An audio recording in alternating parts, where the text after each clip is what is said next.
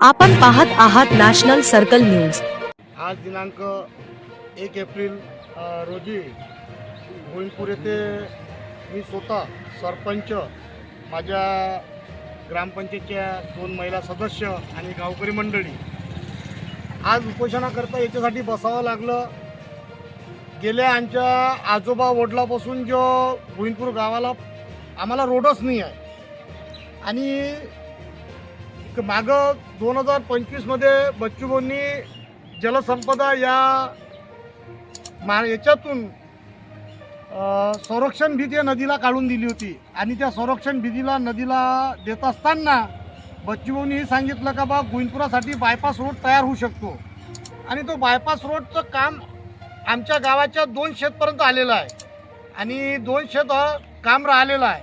आज जर तो रोड चालू झाला तर आमच्या गावातील शाळेतल्या मुलांना, मुलींना, गावकरींना पेशंटसाठी किंवा अधिक कोणत्या कामासाठी योग्य तो रस्ता आम्हाला भेटू शकतो। पण आम्हाला करसगावातून जात असताना अशी अडचण होते की एखाद्या वेळी तर आमच्या इथं पेशंट जर असला आणि तो इमर्जन्सी जर पेशंट न्यायचा जर राहिला तर गावात जर एखाद्याच्या घरी लग्न असलं किंवा रोडवर जर पेंडॉल असलं तर आम्हाला पुरा करसगावला येळा मारावा लागतो। म्हणून आमच्या अशा मागण्या आहे की आम्हाला गावासाठी बायपास रोड पाहिजे। दुसऱ्या मागणी अशी आहे की आमचं 95/5चं काम बच्चूभाऊंनी टाकलेलं होतं, त्याची वर्क ऑर्डर प्रमा झालेली आहे, 40 लाख रुपये आहे, पण अजूनही त्याचं 2 वर्ष झालं काम आम्हाला अजून लावलं नाही।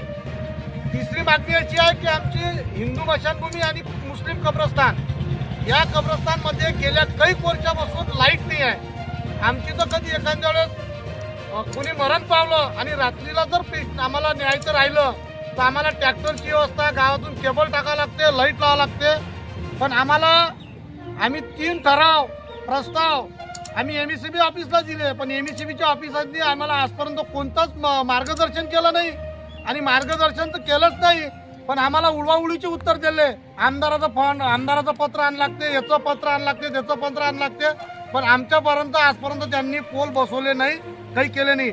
आमच्या मागण्या पूर्ण झाल्या नाही। आम्ही तर आता मेबुदत आंदोलन करून आलो। जर 3 या 4 दिवसात माझं जर मागण्या पूर्ण झाल्या नाही तर मी पाणी सुद्धा सोडून देईन आणि त्याची दखल शासनाने घ्यावी ही विनंती।